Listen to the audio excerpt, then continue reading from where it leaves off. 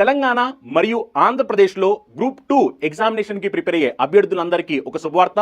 Last week మనం ₹1 course offer చేయడం జరిగింది. దీనికి 7 డేస్ వ్యాలిడిటీ ఇచ్చాము. ఈ కోర్స్ని చాలా మంది తీసుకున్న తర్వాత సార్ మీ కంటెంట్ చాలా బాగుంది, క్లాసెస్ చాలా బాగా చెప్పించారు, ఎక్స్పర్ట్ ఫ్యాకల్టీస్ అందరూ కూడా మీకు క్లాస్ చెప్పడం జరిగింది, ఈ క్లాసెస్ని మేము కంటిన్యూ చేయాలనుకుంటున్నాము, మాకు ఏదైనా మంచి ఆఫర్ ఇవ్వండి అని చాలా మంది స్టూడెంట్స్ కాల్ చేయడం జరిగిందనమాట. అందుకనే మనం ఇప్పుడు కంప్లీట్ కోర్స్ తెలంగాణ వాళ్ళకి అలానే ఏపీ వాళ్ళకి గ్రూప్ 2 మెయిన్స్ కోర్స్ కేవలం మనం ₹899 ఆఫర్ చేయబోతున్నాము. మీకు దీంట్లో ఇంగ్లీష్ మీడియం క్లాస్ సపరేట్గా ఉంటాయి, తెలుగు మీడియం క్లాస్ సపరేట్గా ఉంటాయి. ₹899 కంప్లీట్గా మీకు క్లాసెస్ అన్నీ కూడా అవైలబిలిటీలో వస్తాయి. మీరు ఒకవేళ సీరియస్గా గ్రూప్ 2 ఎగ్జామినేషన్ క్రాక్ చేయాలనుకున్నట్లయితే కనుక అది ఆంధ్రప్రదేశ్ అయినా తెలంగాణ అయినా సరే వెంటనే చందన్ లాయర్స్ యాప్ డౌన్లోడ్ చేసుకుని మీరు కోర్సులో జాయిన్ అవ్వండి. మీకు కావాల్సిన బెస్ట్ కంటెంట్ మీకు మేము ప్రొవైడ్ చేయడం జరుగుతుంది. ఒకవేళ మీకు ఏమైనా సందేహాలు ఉంటే కనుక కింద స్క్రోల్ అవుతున్న నెంబర్స్కి కాల్ చేయండి. తూర్పునకు ప్రయాణించే నదులు. మరి తూర్పునకు ప్రయాణించే నదుల్లో మనకు ముఖ్యంగా గోదావరి, కృష్ణ, పెన్న, మహానది అండ్ ఆల్సో కావేరి అనే నదులు కూడా మనకు ఉన్నాయి. మరి తూర్పుగా ప్రయాణించే ఈ నదులన్నీ కూడా ఆల్మోస్ట్ మనకి బంగాళాఖాతంలోనే కలుస్తున్నాయి అనేది గుర్తుపెట్టుకోవాలి.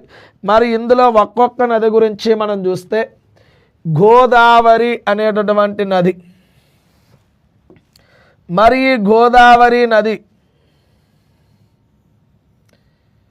ఎక్కడ జన్మిస్తుంది, ఎట్లా ప్రయాణిస్తుందో మీరు చూద్దాం.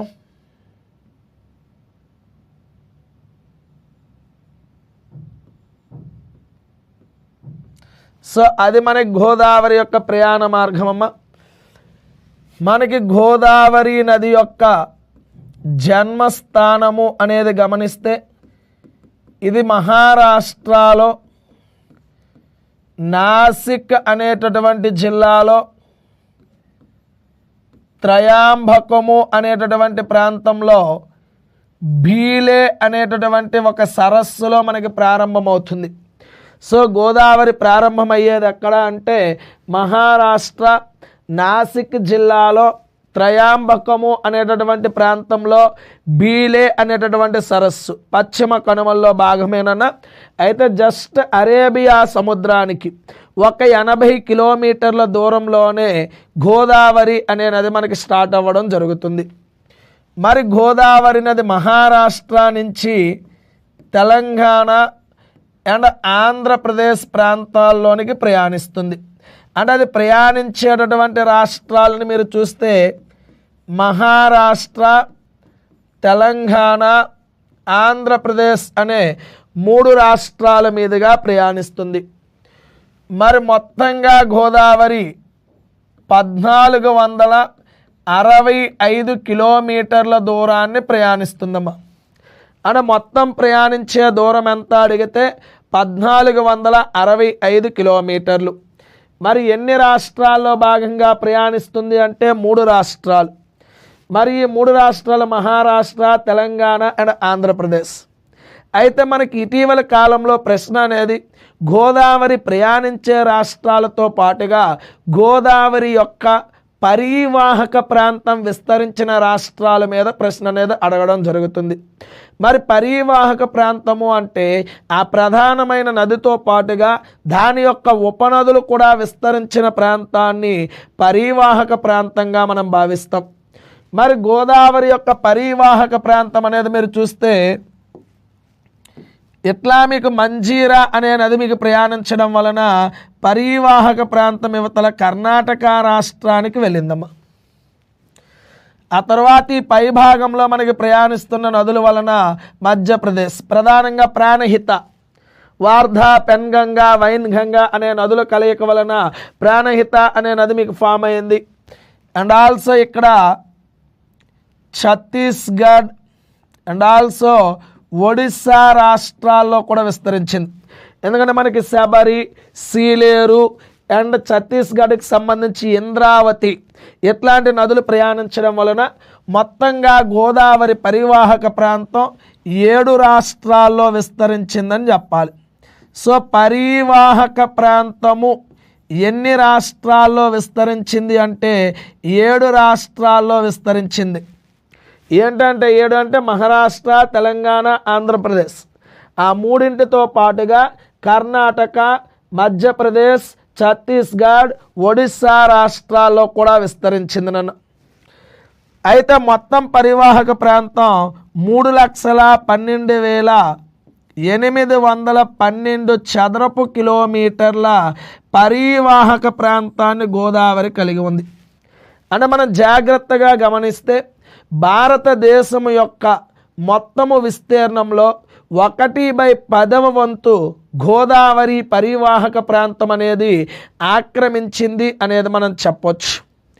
అయితే ఈ గోదావరి నది యొక్క పరివాహక ప్రాంతం అత్యధికముగా మనకి మహారాష్ట్రలో 48.6% ఆక్రమించి ఉంటుంది అనేది మనం చెప్పాలి. ఆ తర్వాత మనం తెలుగు రాష్ట్రాలు రెండింటినీ కలిపేస్తే 23.8% తెలుగు రాష్ట్రాలు రెండింటిలో, అందులో కూడా మనకి అత్యధికంగా తెలంగాణ రాష్ట్రంలో పరివాహక ప్రాంతం విస్తరించి ఉంటుంది.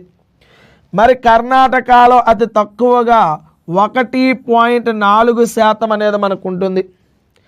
అండ్ ఒడిస్సాలో 5.5% అనేది మనకు ఉంటుంది. మధ్యప్రదేశ్ అండ్ ఛత్తీస్గఢ్లో 20.7% మనకి గోదావరి యొక్క పరివాహక ప్రాంతం విస్తరించిందని చెప్పాలి. అంటే ఇక్కడ పరివాహక ప్రాంతము అత్యధికముగా విస్తరించింది ఎక్కడ అడిగితే మహారాష్ట్రలో. అతి తక్కువ పరివాహక ప్రాంతం ఎక్కడ అంటే కర్ణాటకలో. ఎందుకంటే కేవలం కర్ణాటకలో మంజీరా అనేటటువంటి ఉపనది టచ్ అవ్వడం వలన, ఎందుకంటే మనకి బాలాఘాట్ పర్వతాల్లో జన్మించిన ఆ మంజీరా నది కర్ణాటక నుంచే తెలంగాణ లోపలికి ప్రవేశించడం జరుగుతుంది. సో అందువలన దానికి కాస్త పరివాహక ప్రాంతం అనేది వచ్చింది. ఇది పరివాహక ప్రాంతం విస్తరించినటువంటి విధానం.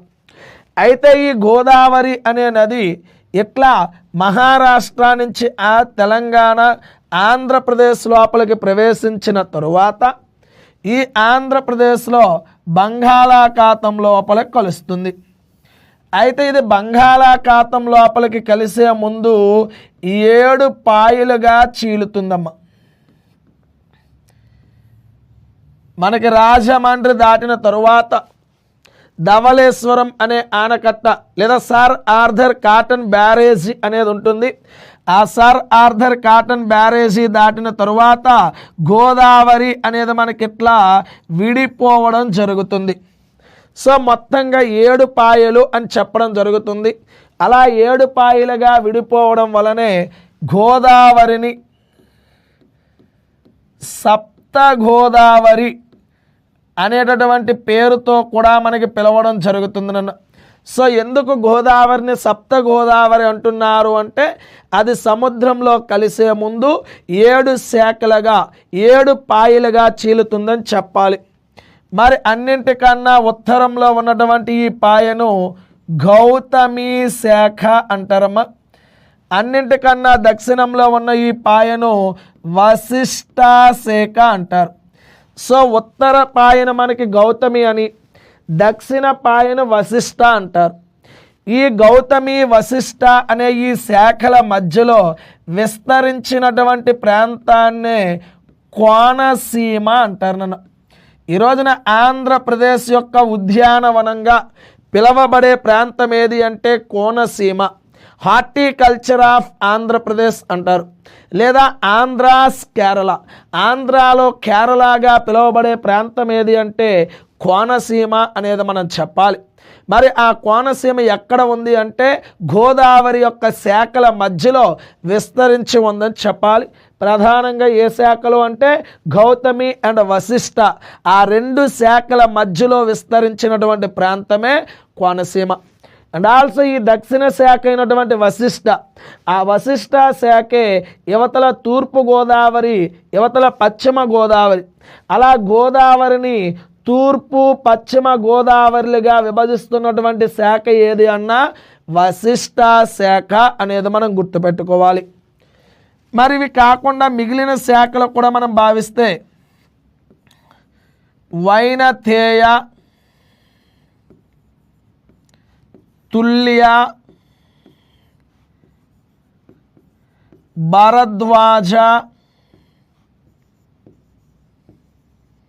కౌశిక,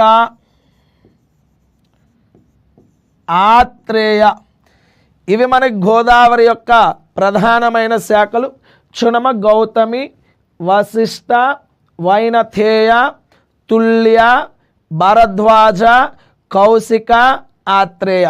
అందులో గౌతమి అనే శాఖను ఉత్తర శాఖగాను, వశిష్ట అనే శాఖను దక్షిణ శాఖగాను, వైనథేయ అనే శాఖను మధ్యస్థ శాఖగా మనకి పిలవడం జరుగుతుందమ్మా. అయితే ఏ శాఖ ఏ ప్రాంతం వద్ద బంగాళాఖాతంలో కలుస్తుంది జాగ్రత్తగా చూడండి. గౌతమి అనే శాఖ యానాం అనే ప్రాంతం వద్ద, మనకి కాకినాడకు సమీపముగా యానాం అనే కేంద్రపాలిత ప్రాంతం పాండిచ్చేరిలో భాగంగా విస్తరించింది.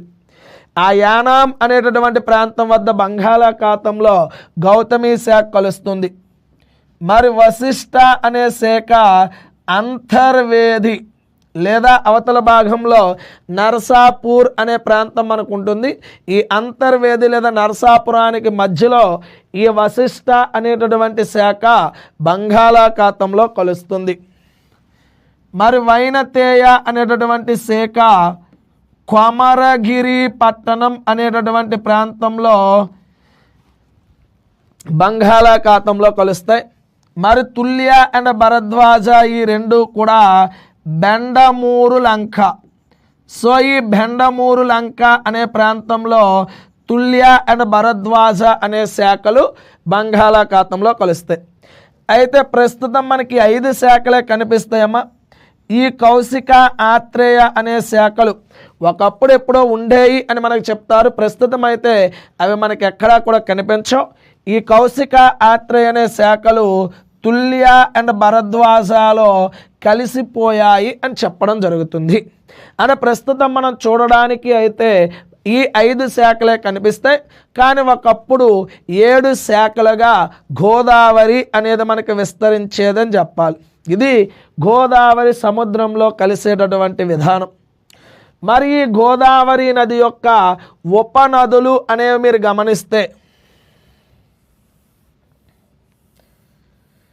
Very very important. చూడమ్మా, గోదావరి యొక్క ఉపనదులను కానీ గమనిస్తే మంజీరా. సో ఈ మంజీరా అనేది మనకు కుడివైపున కలిసేటటువంటి ఉపనదుల్లో ముఖ్యమైనదమ్మా. ప్రాణహిత, ప్రాణహితలో భాగంగానే మీకు వార్ధ, పెన్గంగా, వైన్గంగా, ఇంద్రావతి, శబరి, సీలేరు ఇవన్నీ కూడా మనకి ఎడం వైపున కలిసేటటువంటి ఉపనదులే. మరి కుడివైపున మంజీరాతో పాటుగా ప్రవర, మూల, కిన్నెరసాని ఇవన్నీ కూడా మనకు కుడివైపున కలుస్తాయి. అయితే ఇక్కడ మనకి ఎడం వైపు, కుడివైపు అనేది ప్రత్యేకంగా ఈ గోదావరి నదికి ఇప్పటి వరకు కూడా ఎగ్జామినేషన్స్లో మనకు అడగలేదు. కాకపోతే కుడివైపున కలిసే ముఖ్యమైనది మాత్రం మంజీరా. అవి కాకుండా ప్రవర, మూల, కిన్నెరసాని అనేటటువంటివి కూడా మనకు కలుస్తూ ఉంటాయి. ఓకేనా. ఆ మంజీరా కలిసిన దగ్గరే హరిద్ర అనేటటువంటి నది కూడా కలుస్తుంది. మనకి తెలంగాణ లోపలికి గోదావరి ప్రవేశించే చోటు ఎక్కడ అంటే నిజామాబాద్ జిల్లాలో కందుకుర్తి అనే ప్రాంతం వద్ద తొలిసారిగా గోదావరి ఎంటర్ అవుతుంది. ఆ ప్రాంతం వద్ద గోదావరిలోనికి మంజీరా అనే నది మనకు కలుస్తుంది. ఆ మంజీరా అనే నది కలిసిన ప్రాంతంలోనే హరిద్ర అనే మరొక నది కూడా కలిసి అక్కడ త్రివేణి సంగమము అనే దానిని ఏర్పరుస్తాయి. అండ్ ఆల్సో ఈ ప్రాణహిత అనేది కలిసే దగ్గర కూడా యువతల మానేరు అనేటటువంటి నది మనకు వచ్చి మనకి రాజన్న సిరిసిల్ల ప్రాంతంలో సిరిసిల్ల కొండల్లో స్టార్ట్ అయినటువంటి నది మానేరు. అది కూడా మన కుడివైపు నుంచి గోదావరిలో కలుస్తుంది. ఆ మానేరు అనేటటువంటి నది కుడివైపుగా గోదావరిలోకి వచ్చి కలుస్తుంది. అండ్ ఎడమవైపుగా ప్రాణహిత. ఆ రెండు కూడా కాళేశ్వరానికి దగ్గరగా తెలంగాణ ప్రస్తుతంలో ఈ ప్రస్తుత తెలంగాణలో భూపాలపల్లి జిల్లాలో మనకి కాళేశ్వరం అనే ప్రాంతం వద్ద ప్రాణహిత, మానేరు అండ్ గోదావరిలో కలిసి త్రివేణి సంగమాన్ని ఏర్పరుస్తాయి. అంటే మన గోదావరిలో రెండు ప్రాంతాల్లో త్రివేణి సంగమం రెండు కూడా తెలంగాణ రాష్ట్రంలో జరుగుతాయి. ఒకటి కందుకుర్తి అనే ప్రాంతం వద్ద గోదావరిలోనికి మంజీరా మరియు అక్కడ హరిద్ర అనే నదులు కలవడం ద్వారా ఒక త్రివేణి సంగమాన్ని ఏర్పరుస్తాయి. అండ్ ఆఫ్టర్ మనకి జయశంకర్ భూపాలపల్లి జిల్లాలో ప్రాణహిత అనే నది మనకి ఎడమ వైపు నుంచి, మానేరు అనే నది కుడివైపు నుంచి గోదావరిలోనికి కలిసి అక్కడ కూడా ఒక త్రివేణి సంగమాన్ని ఏర్పరుస్తున్నాయి. అక్కడ గోదావరి పైన తెలంగాణ ప్రభుత్వం ప్రతిష్టాత్మకంగా నిర్మించినటువంటి ప్రాజెక్టే కాళేశ్వరం ప్రాజెక్ట్.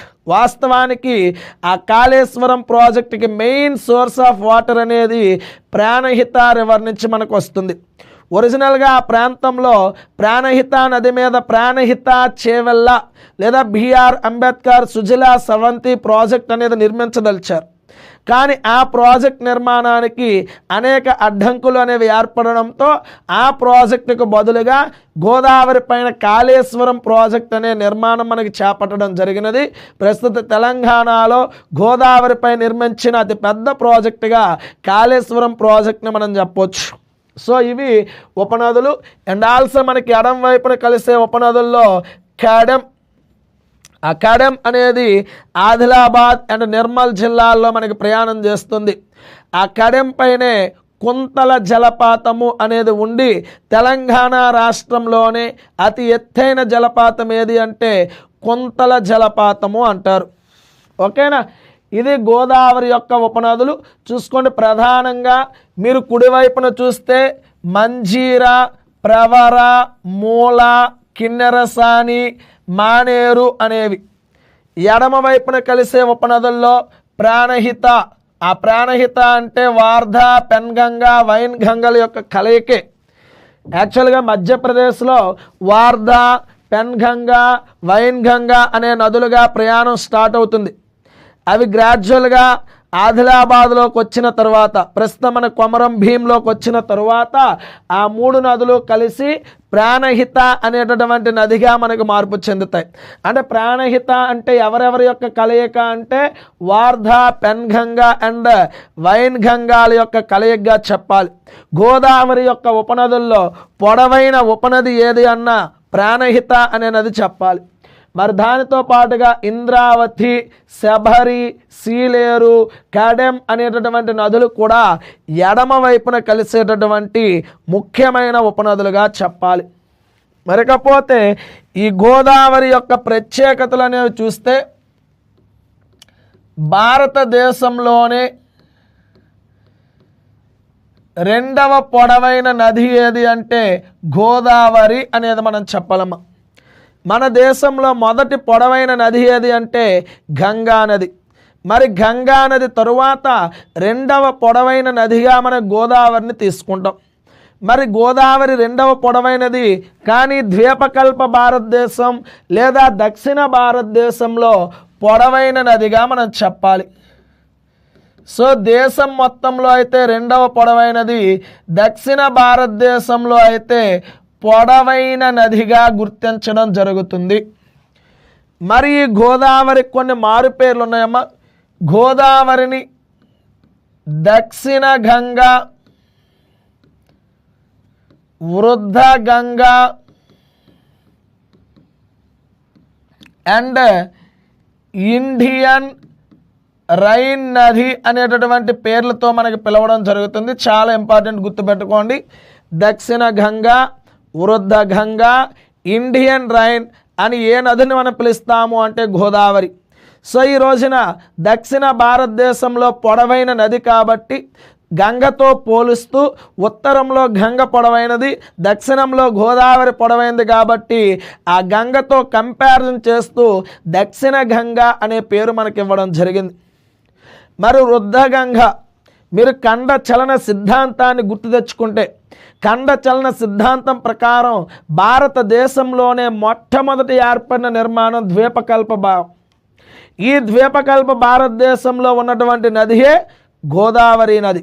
అంటే గంగా అనే నది ఏర్పడక ముందే, ఎందుకంటే గంగా నది మనకి ఏర్పడాలి అంటే హిమాలయాలు ఏర్పడాలి, హిమాలయాల తరువాత గంగా నదులు మనకు వచ్చింది.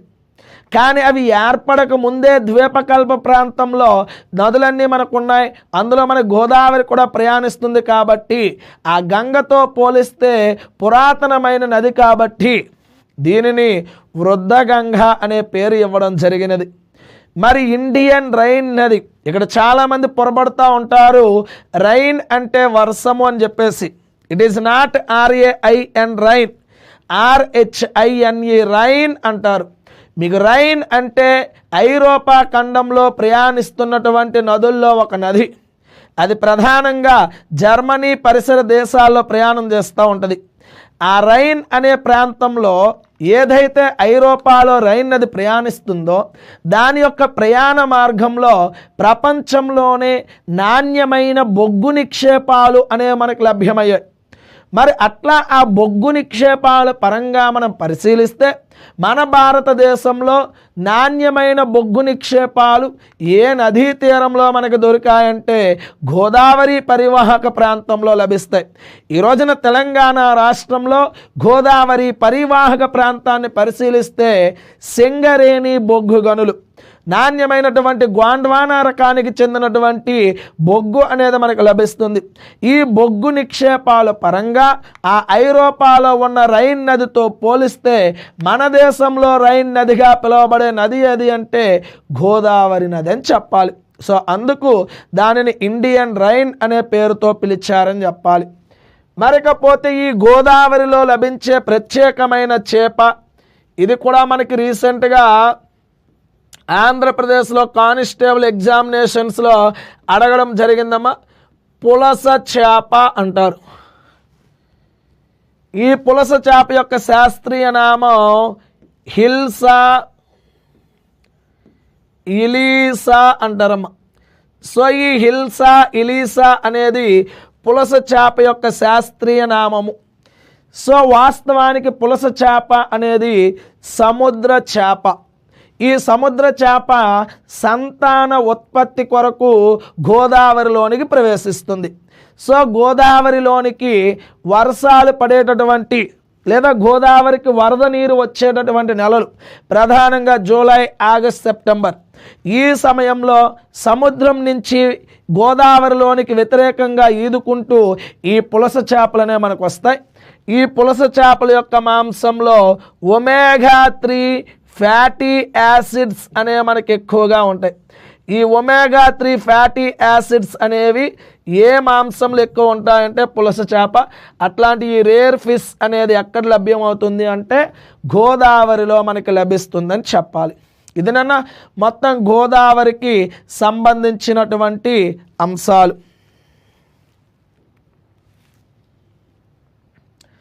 ఆ తర్వాత మనం చూస్తే తూర్పునకు ప్రయాణించే నదుల్లో మరి ఒక నది కృష్ణ. దాన్నే మీరు కృష్ణవేణి అని కూడా పిలవచ్చమ్మా.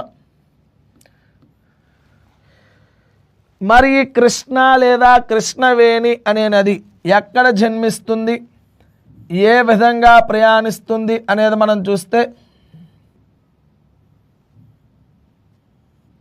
ఇట్లా మనకి కృష్ణానది యొక్క ప్రయాణ మార్గం ఉంటుంది. మరి కృష్ణానది యొక్క జన్మస్థలం అనేది మనం పరిశీలిస్తే ఇది మహారాష్ట్రలో మహాబలేశ్వరం. సో ఈ మహారాష్ట్రలో మహాబలేశ్వరం అనేటటువంటి ప్రాంతంలో మనకి జన్మిస్తున్న నది ఏది అంటే కృష్ణానది అమ్మ. మరి కృష్ణానది అనేది 4 రాష్ట్రాల మీదుగా ప్రయాణించడం జరుగుతుంది. అంటే మొత్తంగా ఇది 4 రాష్ట్రాల్లో ప్రయాణిస్తుంది. మరి ఈ 4 రాష్ట్రాలు ఏంది అంటే మహారాష్ట్ర, కర్ణాటక, తెలంగాణ, ఆంధ్రప్రదేశ్. సో ఇక్కడ కృష్ణానది యొక్క పరివాహక ప్రాంతం కూడా ఈ 4 రాష్ట్రాల్లోనే విస్తరించిందని చెప్పాలి. ప్రయాణించే రాష్ట్రాలు అన్న 4, పరివాహక ప్రాంతం విస్తరించినది అన్న 4 రాష్ట్రాలు మీరు తీసుకోండి. ఇందులో మహారాష్ట్రలో 27% పరివాహక ప్రాంతం, కర్ణాటకలో 44% పరివాహక ప్రాంతం, తెలుగు రాష్ట్రాలు రెండింటిలో కలిపి 29% పరివాహక ప్రాంతం విస్తరించాయని చెప్పాలి. మనకి గోదావరి యొక్క పరివాహక ప్రాంతం అత్యధికంగా ఎక్కడ విస్తరించింది అంటే మహారాష్ట్ర. కృష్ణానది యొక్క పరివాహక ప్రాంతం అత్యధికముగా ఎక్కడ విస్తరించింది అంటే కర్ణాటక ప్రాంతంలో విస్తరించిందని చెప్పాలి. మరి ఈ కృష్ణానది మొత్తంగా ప్రయాణించే దూరం 1400 కిలోమీటర్ల దూరాన్ని ప్రయాణిస్తుందని చెప్పాలి. ఇన్ కేస్ ఆఫ్ అది ఆప్షన్లో లేకపోతే 1440 కిలోమీటర్లుగా మీరు తీసుకోండి, లేదు అంటే 1400 కిలోమీటర్లుగా కన్సిడర్ చేయండి. అయితే ఇక్కడ తెలంగాణ యాస్పిరెంట్స్ అనేవాళ్ళు తెలంగాణలోనికి తొలిసారిగా కృష్ణా ఎక్కడ ఎంటర్ అవుతుంది అంటే ప్రస్తుతం మీకు నారాయణపేట్ జిల్లాలో. సో ఈ నారాయణపేట్ జిల్లాలో మక్తల్ తాలూకా తంగడి అనే ప్రాంతంలో మీకు ఎంటర్ అయ్యి నారాయణపేట్ నుంచి జోగులాంబ అంటే గద్వాల్ జిల్లాలోనికి, ఆ తర్వాత వనపర్తి జిల్లాలోనికి, ఆ తర్వాత నాగర్ కర్నూల్, ఆ తర్వాత మనకి నల్గొండ జిల్లాలోనికి కృష్ణానది అనేది మీకు ప్రయాణిస్తుంది. అదే మీకు గోదావరి నిజామాబాద్, నిర్మల్, జగిత్యాల, మంచిర్యాల, పెద్దపల్లి, జయశంకర్, భూపాలపల్లి, ములుగు, భద్రాద్రి, కొత్తగూడెం అనే జిల్లాల్లోకి వస్తాయి. ఆంధ్రప్రదేశ్ యాస్పిరెంట్స్కి అయితే పశ్చిమ గోదావరి, తూర్పు గోదావరి జిల్లాల్లో భాగంగా ప్రయాణిస్తుందని చెప్పాలి. మరి ఆంధ్రప్రదేశ్ పరంగా కృష్ణానది ఎక్కడ ఎంటర్ అవుతుంది అంటే కర్నూలు. ఈ కర్నూలులో ముచ్చుమర్రు అనేటటువంటి ప్రాంతం వద్ద ఎంటర్ అయి ఆ కర్నూలు నుంచి మనకు గుంటూరు అండ్ కృష్ణా జిల్లాల్లో ఇది ప్రయాణించడం జరుగుతుందని చెప్పాలి. ఇది ఆంధ్రప్రదేశ్ పరంగా. ఇది తెలంగాణ పరంగా కృష్ణానది ప్రయాణించేటటువంటి జిల్లాలు అంటే ఆ విధంగా మీరు కన్సిడర్ చేసుకోవాలి. మరి ఈ కృష్ణానది ఏ ప్రాంతంలో బంగాళాఖాతంలో కలుస్తుంది అంటే కృష్ణా జిల్లాలో హంసలదీవి, ఈ హంసలదీవి అనేటటువంటి ప్రాంతం వద్ద బంగాళాఖాతంలో మనకు కలుస్తుందని చెప్పాలి. అయితే ఇక్కడ కృష్ణానదిని మీరు పరిశీలిస్తే కృష్ణానది అనేది విజయవాడ దాటిన తరువాత, మీకు విజయవాడ దాటిన తరువాత పులిగడ్డ, ఈ పులిగడ్డ అనేటటువంటి ప్రాంతం వద్ద 2 పాయలుగా చీలి మరలా కలుస్తుందమ్మా. అలా కృష్ణానది యొక్క పాయల మధ్య ఏదైతే ప్రాంతం ఏర్పడిందో ఆ ప్రాంతాన్ని దివిసీమ అనేటటువంటి పేరుతో మీకు పిలవడం జరుగుతుంది. మీరు గోదావరి పాయల మధ్యలో ఏర్పడిన ప్రాంతము అయితే కోనసీమ అనే పేరుతో కన్సిడర్ చేస్తారు. అదే కృష్ణానది పాయల మధ్యలో ఏర్పడిన ప్రాంతాన్ని దివిసీమ అనే పేరుతో మనం పిలుస్తారమ్మా.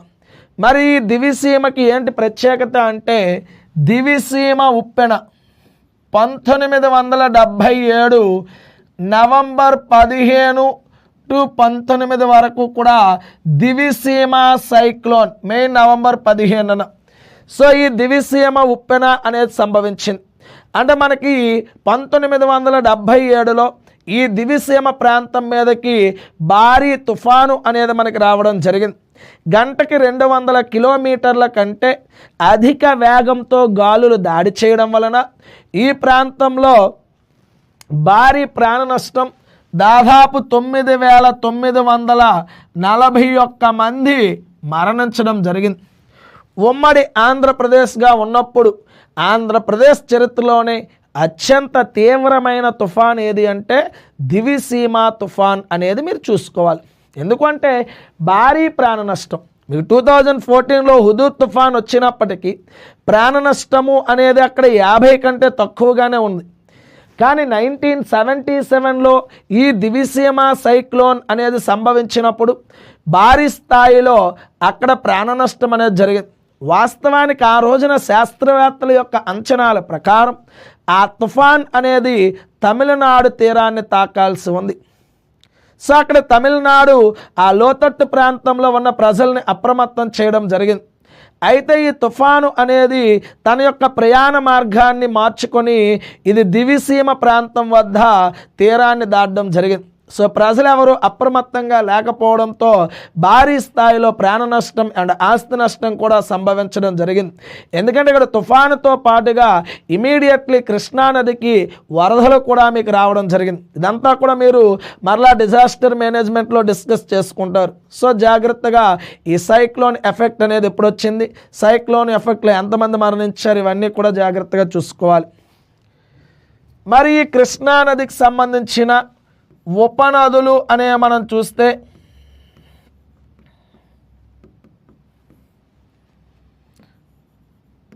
తుంగభద్ర, మూసి, ఢిండి, కోయనా, భీమా, వర్ణ, ఘటప్రభ, మలప్రభ, రామిలేరు, తమ్మిలేరు, బుడమేరు, ఆలేరు, మున్నేరు, హాలియా, గాయత్రి, వేమన, వ్యర,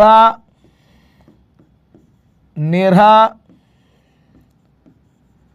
దూద్గంగ, పంచగంగ, ఇవన్నీ కూడా కృష్ణానది యొక్క ఉపనదులుగానే మీరు చెప్పాలి. ఓకేనా? మరి ఈ కృష్ణానది యొక్క ఉపనదుల్లో పెద్దది ఏది అంటే తుంగభద్ర అనేది చెప్తారమ్మా. పెద్దది అంటే తుంగభద్ర అనేది మీరు గుర్తించాలి. పొడవైనది ఏది అంటే భీమా అనేది చెప్పాలి. లాంగెస్ట్ ట్రిబ్యూటరీ ఆఫ్ కృష్ణ ఏది అంటే భీమా.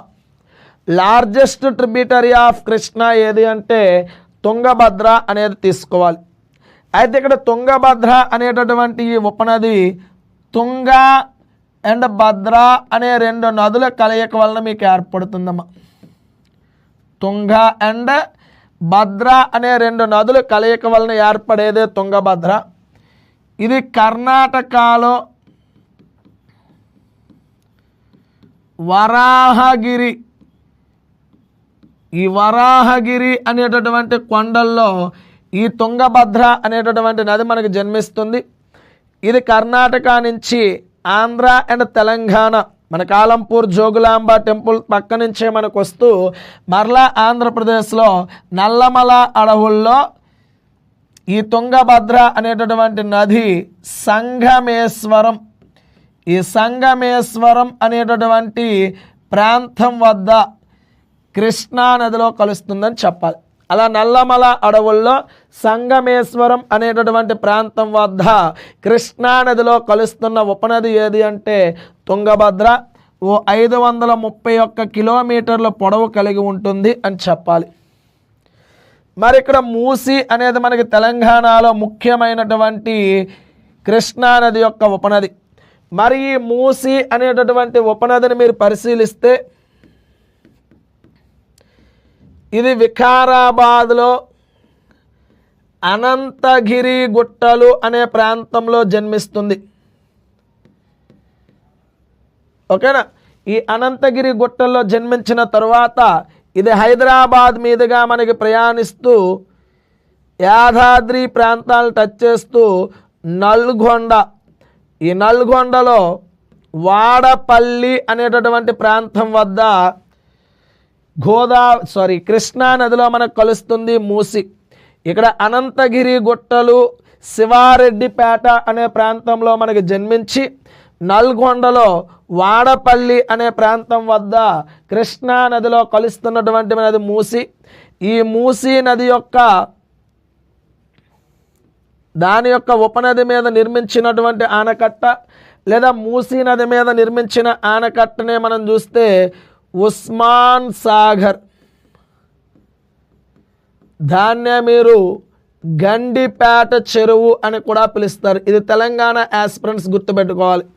ఆ మూసీ నది మీద నిర్మించిన ఆనకట్టనే ఉస్మాన్ సాగర్ లేదా గండిపేట చెరువు అంటారు. మనకి మీర్ ఉస్మాన్ అలీ ఖాన్ 7th నిజాం ఆయన యొక్క కాలంలో దీన్ని నిర్మించడం జరిగింది. దాని ద్వారా కూడా హైదరాబాద్ ప్రజలకు త్రాగునీటి అవసరాలకు నీరిస్తున్నారు అనేది చెప్పాలి. ఓకేనా? సో ఇది కృష్ణా నది. మరి భారతదేశంలో 3వ పొడవైన నది ఏది అంటే కృష్ణా నది అనేది మనం చెప్పాలి. దక్షిణ భారతదేశంలో 2వ పొడవైన నది ఏది అన్నా కృష్ణా నది అనేది కన్సిడర్ చేసుకోవాలి. మరి ఈ కృష్ణా నదినే శిల్పుల నది, ఆర్కిటెక్ట్ రివర్గా పిలువబడే నది ఏది అంటే కృష్ణా నది అనేది కన్సిడర్ చేస్తారు. మరి దీని యొక్క ఉపనదుల్లో రామిలేరు, తమ్మిలేరు అండ్ బుడమేరు ఈ 3 ఉపనదులు కూడా కొల్లేరు సరస్సులో మనకు కలుస్తాయి. ఈ రోజున కొల్లేరు అనేది ఒక లాగూన్గా ఏర్పడి మంచినీటి సరస్సుగా మార్పు చెందింది. అది మంచినీటి సరస్సుగా మార్పు చెందడానికి ప్రధాన కారణం ఏంటి అంటే రామిలేరు, తమ్మిలేరు, బుడమేరు అనేటటువంటి వాగులు కలవడం వలనే అది మంచినీటి సరస్సుగా మనకు మార్పు చెందిందని చెప్పాలి. మరి ఈ కొల్లేరు సరస్సును బంగాళాఖాతంతో కలిపేది ఏమిటి అడిగితే ఉప్పుటేరు అనే దాన్ని చెప్పాలి. Very very important. చూసుకున్నామా? కొల్లేరులో కలుస్తున్నవి ఏమిటి అంటే రామిలేరు, తమ్మిలేరు, బుడమేరు. కొల్లేరును బంగాళాఖాతంతో కలుపుతున్నది ఏమిటి అంటే ఉప్పుటేరు అనేది బంగాళాఖాతంతో కలుపుతుంది అనేది మనం చెప్పాలి. ఓకే? మరి ఇక్కడ మనం చూస్తే ఈ బుడమేరు అనేటటువంటి ఈ రివర్ని ఆంధ్రప్రదేశ్ దుఃఖదాయిని అని కూడా పిలవచ్చమ్మా. షారో ఆఫ్ ఆంధ్రప్రదేశ్ యొక్క దుఃఖదాయినిగా పిలువబడేటటువంటి నది ఏది అంటే బుడమేరు అనే దాన్ని తీసుకోవాలి. సో ఇది మొత్తంగా కృష్ణా నదికి సంబంధించినటువంటి అంశాలు. మరి కృష్ణా నది యొక్క వరదలు కూడా మీకు చాలా ఇంపార్టెంట్. 2009వ సంవత్సరంలో మహబూబ్ నగర్ అండ్ కర్నూలు ప్రాంతాలు తుంగభద్ర అండ్ కృష్ణా నదుల యొక్క వరదల యొక్క ముంపుకు గురయ్యాయి. అండ్ ఆల్సో 2019వ సంవత్సరంలో కృష్ణా జిల్లా అండ్ గుంటూరు ప్రాంతాలు కూడా మనకు వరదల యొక్క ముంపుకు గురయ్యాయి అనేది మనం చెప్పాలి. ఇది మొత్తంగా కృష్ణా నది దానికి సంబంధించినటువంటి ముఖ్యమైన అంశాలు. తెలంగాణ మరియు ఆంధ్రప్రదేశ్లో గ్రూప్ 2 ఎగ్జామినేషన్కి ప్రిపేర్ అయ్యే అభ్యర్థులందరికీ ఒక శుభవార్త. లాస్ట్ వీక్ మనం ₹1 కోర్స్ ఆఫర్ చేయడం జరిగింది. దీనికి 7 days వ్యాలిడిటీ ఇచ్చాము. ఈ కోర్స్ని చాలామంది తీసుకున్న తర్వాత సార్ మీ కంటెంట్ చాలా బాగుంది, క్లాసెస్ చాలా బాగా చెప్పించారు, ఎక్స్పర్ట్ ఫ్యాకల్టీస్ అందరూ కూడా మీకు క్లాస్ చెప్పడం జరిగింది, ఈ క్లాసెస్ని మేము కంటిన్యూ చేయాలనుకుంటున్నాము, మాకు ఏదైనా మంచి ఆఫర్ ఇవ్వండి అని చాలామంది స్టూడెంట్స్ కాల్ చేయడం జరిగిందనమాట. అందుకనే మనం ఇప్పుడు కంప్లీట్ కోర్స్ తెలంగాణ వాళ్ళకి అలానే ఏపీ వాళ్ళకి గ్రూప్ 2 మెయిన్స్ కోర్స్ కేవలం మనం ₹899 ఆఫర్ చేయబోతున్నాము. మీకు దీంట్లో ఇంగ్లీష్ మీడియం క్లాసులు సపరేట్గా ఉంటాయి, తెలుగు మీడియం క్లాసులు సపరేట్గా ఉంటాయి. ₹899 కంప్లీట్గా మీకు క్లాసెస్ అన్నీ కూడా అవైలబిలిటీలో వస్తాయి. మీరు ఒకవేళ సీరియస్గా గ్రూప్ 2 ఎగ్జామినేషన్ క్రాక్ చేయాలనుకున్నట్లయితే కనుక అది ఆంధ్రప్రదేశ్ అయినా తెలంగాణ అయినా సరే వెంటనే చందన్ లాయర్స్ యాప్ డౌన్లోడ్ చేసుకుని మీరు కోర్సులో జాయిన్ అవ్వండి. మీకు కావాల్సిన బెస్ట్ కంటెంట్ మీకు మేము ప్రొవైడ్ చేయడం జరుగుతుంది. ఒకవేళ మీకు ఏమైనా సందేహాలు ఉంటే కనుక కింద స్క్రోల్ అవుతున్న నెంబర్స్కి కాల్ చేయండి.